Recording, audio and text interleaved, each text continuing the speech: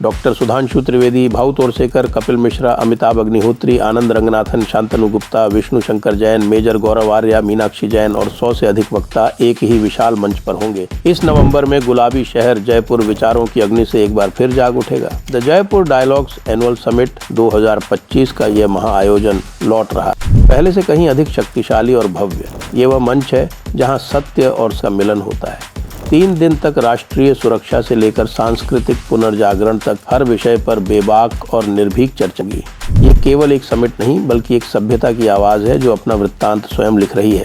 इस महत्वपूर्ण राष्ट्रीय संवाद का हिस्सा बनने के लिए आप अपना रजिस्ट्रेशन करा सकते हैं। इस वैचारिक आंदोलन को समर्थन देने के लिए आप सेशंस को स्पॉन्सर कर सकते हैं और आयोजन स्थल पर अपना स्टॉल लगवाकर व्यापक दर्शकों तक पहुंच सकते हैं। वहां रहें, साक्षी बने, आवाज बने।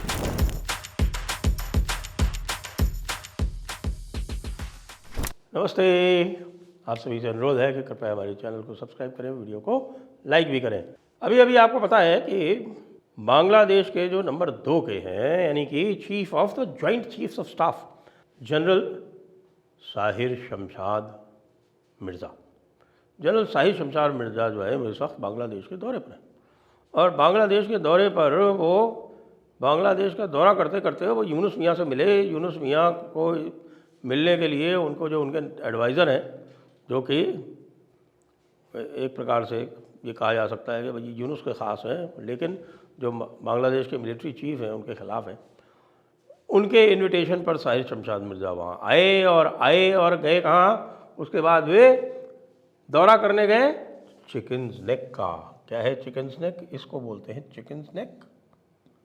ये 22 किलोमीटर का जो ये नेपाल और बांग्लादेश के बीच में जो भारत का एक भाग है, जिसको सिलीगुड़ी कॉरिडोर भी बोलते हैं, तो इस सिलीगुड़ी कॉरिडोर में ये आए भाई साहब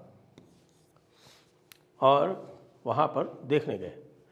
और जब वो लौट कर आए उसके बाद फिर उनको बांग्लादेश का एक मानचित्र भेंट किया गया, जिसके कि फ़ोटोग्राफ्स आ रहे हैं। और उस बांग्लादेश के मानचित्र में आप जानते हैं, बांग्लादेश के मानचित्र में पूरा नॉर्थ ईस्ट शामिल था। पूरा नॉर्थ ईस्ट क्या, आप ये समझिए कि ये सिलीगुड़ी, सिक्किम विक्किम ये सब उनके मैप में शामिल। तो आप समझ सकते हैं कि यूनुस मियाँ क्या करना चाह रहे थे, लेकिन ये ऐसा क्यों करना चाह रहे थे, उसका जो रहस्य है वो बहुत ही गहरा है। अभी आपको ध्यान होगा कि कुछ मिलिट्री इंटेलिजेंस वाले लोग जो थे वो बांग्लादेश में गए, इसका समाचार भी आया। मिलिट्री इंटेलिजेंस वाले क्या कर रहे थे। उसके बाद फिर CIA वाले की हत्या हो गई, किसने की। उसके बाद फिर रिटेलिएशन में रशिया का न्यूक्लियर मटेरियल जो था, न्यूक्लियर रिएक्टर के लिए जो सामान आया था, वो जला दिया गया।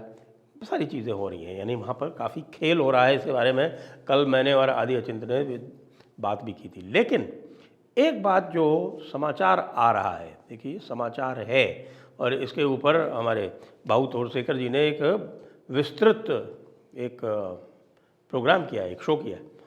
और आप जानते हैं भाऊ जो है वो हल्की फुल्की बात नहीं करते, वो गंभीर व्यक्ति हैं। और वो जो समाचार आ रहा है वो बहुत ही गंभीर है, और वो ये कह रहा है कि साहब ये जो आपका ये जो स्थान है, इसका नाम है पांचागढ़।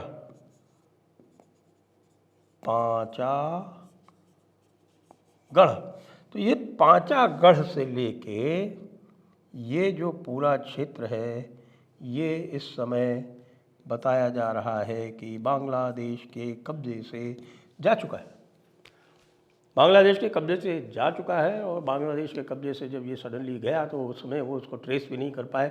उन्होंने अपनी सारी जितनी भी क्षमता थी वो लगा रखी थी चीन के पास में, और चीन से उनको उम्मीद थी कि वो उनको यदि कोई किसी प्रकार का मूवमेंट होगा तो वो बता देगा। लेकिन वहाँ पर कुछ इस तरह का कार्यक्रम किया गया कि वो जो BGB वाले थे, वो भी BGB वाले भी वहाँ पर अलर्ट नहीं थे, और BGB वाले भी वहाँ से हटने पर मजबूर हो गए। और विद इन नो टाइम ये पूरा का पूरा क्षेत्र जो है वो बांग्लादेश के कब्जे से बाहर हो चुका है। और ये जो आप देख रहे हैं 22 किलोमीटर, ये 22 किलोमीटर बढ़ के अब हो गया है 60 किलोमीटर। यानी कि जो चिकन नेक है वो चिकन नेक अब ड्रैगन्स नेक बन गया है, ड्रैगन नहीं कहना चाहे, राइनोज नेक बन गया है, ये राइनोज नेक बन गया है, ऐसा समाचार आ रहा है। अब ये समाचार पुष्ट और अपुष्ट है, कैसा है, इसमें थोड़ा समय लगेगा, लेकिन जो हम देख रहे हैं, जो सर्कमस्टेंशियल एविडेंस चल रही है, उससे तो ये दिख रहा है कि साहब कि भारत ने बांग्लादेश में और म्यांमार में अपने कदम बहुत आगे बढ़ा दिए हैं। अच्छा, ये साहिर शमशाद मिर्ज़ा जो था, ये क्यों गया?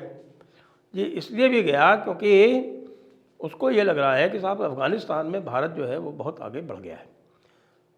आपको ये भी बताएं कि जो अफ़गानिस्तान की जो दूसरे राउंड की मीटिंग हो रही है पाकिस्तान के साथ में, वो इस समय टर्की में हो रही है, और उसमें ये बताया जाता है कि अफ़गानिस्तान ने साफ कह दिया है कि भैया जो जो क्षेत्र हमारे कब्ज़े में हैं वो हमारे कब्ज़े में ही रहेंगे, उसमें से आपको पाकिस्तानी सेना, पाकिस्तान की सारी प्रेजेंस वहाँ से हटानी पड़ेगी।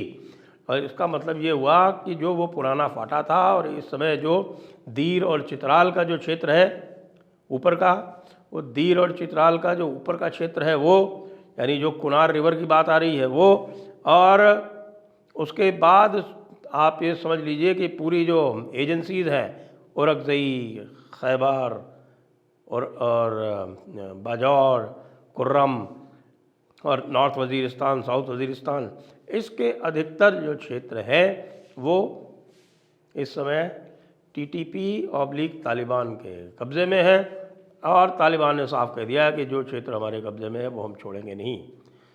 जो TTP के कब्ज़े में है वो TTP के कब्ज़े में रहेंगे, जो हमारे कब्ज़े में है जो हमारे कब्ज़े में रहेंगे, क्योंकि चित्राल में तो उसका डायरेक्ट कब्ज़ा है। तो इससे घबरा के, ये मान के कि साहब कि ये जो कार्य हुआ है ये भारत की शय पे हुआ है, तो साहिर शमशाद मिर्ज़ा भागा बांग्लादेश, और उसका कहा कि भाई इसका जो है काउंटर चिकन नेक पे दिया जा सकता है। और लेकिन जब वो चिकन नेक पे गया तो उसके होश उड़ गए, उसको पता चला कि साहब की चिकन नेक तो अब पीछे खिसक गई है, चिकन नेक पीछे खिसक गई है। हालांकि जो पूरी चिकन नेक है, आपको ध्यान होगा इस चिकन नेक की बात की थी किसने?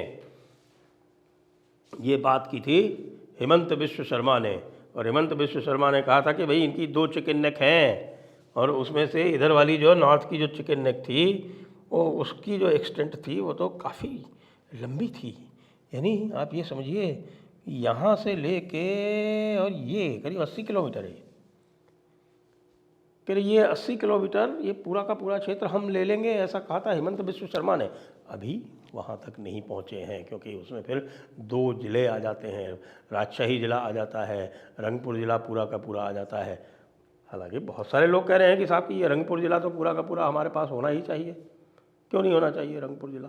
और रंगपुर ज़िला के लिए ही कह रहे हैं कि या भैया आपको खाली यहाँ से तो लाइन मारनी है, ये देखिए ये इतनी केवल। तो बांग्लादेश बहुत ही बुरी स्थिति में है। उधर चट्टोग्राम में, यानी चिटगांग जिसको बोलते हैं, उधर चिटगांग में उनकी स्थिति ये हो गई है कि चिटगांग में खुलेआम सड़कों पर ये कहा जा रहा है कि भाई चिटगांग जो है वो स्वतंत्र है, वो बांग्लादेश का पार्ट नहीं है। वहाँ तो और भी स्थिति विकट है, वहाँ तो केवल 25 किलोमीटर का 25 किलोमीटर की एक लाइन है त्रिपुरा और बे ऑफ बंगाल के बीच में, केवल उसी को सॉर्ट आउट करना है, और उसके बाद पूरा चिट्टाग्राम, कॉक्स बाज़ार, ये सारा का सारा रह जाएगा। और आपको ये भी पता है कि जो अमेरिकन्स वहाँ आए थे वो अमेरिकन्स को ले जा रहे थे और उनको ट्रेनिंग वगैरह करने के लिए चिट्टागोंग हिल ट्रैक्स में। चिट्टागोंग हिल ट्रैक्स में उनके ऊपर गोलीबारी हुई, और जब उनके पास गोलीबारी हुई तो वो सीधे आए कॉक्स बाज़ार में, बैठे अपने जो भी उनके पास वो था एयरक्राफ्ट, और उसमें बैठ के उड़ गए। ये तो हालत है अमेरिकन्स की। अमेरिकन्स एक तो लड़ नहीं सकते, उनकी जो कॉम्बैट ट्रेनिंग है वो बहुत ही पुअर है, और उनकी जो फिटनेस लेवल्स हैं वो बहुत ही गए बीते हैं। ऊपर से उनको आजकल तनख्वाह भी नहीं मिल रही है। अमेरिकन्स कुछ भी करने के लायक नहीं है, जब तक उनका ये पूरा का पूरा मामला शटडाउन है वो कुछ नहीं कर सकते। इस समय तो यदि कोई चाहे तो अमेरिका के ऊपर हमला भी कर दे, अमेरिका इस स्थिति में भी नहीं है कि वो रिस्पॉन्स दे सके। पैसे ही नहीं है भाई, पैसे नहीं है। आर्टिलरी शेल्स नहीं हैं, मिसाइल्स नहीं हैं, उनका प्रोडक्शन बंद है, लोगों को पैसे नहीं मिल रहे हैं, जो एजेंसीज उनको सप्लाई करती हैं उनको पैसे नहीं मिल रहे हैं, सबको पता है इनके पास पैसे नहीं है। डेमोक्रेट्स ने इस समय अमेरिका की जो फाइटिंग आर्म्स हैं उनको पूरी तरह से पंगु कर रखा है, पैरालाइज कर रखा है। ऐसे में स्थिति हमारे पाकिस्तानियों के लिए और यूनुस मियाँ के लिए और भी विकट हो गई। वो कह रहे भाई इन्होंने अगर यहाँ पर ये कर भी लिया है तो अब हम क्या करें, कैसे इसको रिस्पॉन्ड करें। यही देखने के लिए तो साहिर शमशाद मिर्ज़ा आया हुआ है यहाँ पे कि भाई ये चिकन लेग तो गई, हम तो इस चिकन नेक पर एक ऑफेंसिव कैपेबिलिटी बनाना चाहते थे, अब तो ये डिफेंसिव करनी पड़ेगी, इसको रिक्लेम करना पड़ेगा। रिक्लेम करना संभव नहीं है। क्यों नहीं संभव है रिक्लेम करना? क्योंकि भाई इधर भी भारत, इधर भी भारत, फिर इस तरफ से भी भारत, चारों तरफ तो भारत है, कैसे रिक्लेम करोगे? तो बहुत छोटा सा एक थम जिसको बोलते हैं, उसको बोलते हैं थम। वो थम जो है वो बगैर मतलब के भारत के बीच में घुसा हुआ था, उस थम का ऑपरेशन कर दिया गया। वो थम पूरी तरह से ऑपरेट होने के बाद में अब बांग्लादेश के पास चिकन नेक के बारे में बात करने के लिए कोई गुंजाइश नहीं बची है। वो जो सपने देख रहे हैं पूरे के पूरे नॉर्थ ईस्ट को लेने की, उसकी बात तो आप छोड़ ही दीजिए। और उसके लिए वो कहते हैं कि देखिए साहब कि जब हमारा जो पार्टीशन हुआ उसमें ज़बरदस्ती ये चिकन नेक दे दिया गया, ये जो क्षेत्र था ये इनके पास नहीं जाना चाहिए था। वैसे भी पहले जो है वो मालदा और मुर्शिदाबाद ये हमारे पास थे। 15 जनवरी को हमने वहाँ पर झंडा लहराया था और ये मालदा मुर्शिदाबाद जो है भारत को देने के चक्कर में हमारा ये सारा कॉरिडोर जो है वो चला गया और हम नॉर्थ ईस्ट पर कब्ज़ा नहीं कर पाए। वो नॉर्थ ईस्ट पर कब्ज़ा करने का ख्वाब अब पूरी तरह से अधूरा रह जाएगा, क्योंकि अब तो चिकन नेक भी राइनो नेक बन गई है। जय हिंद, जय भारत, वंदे मातरम।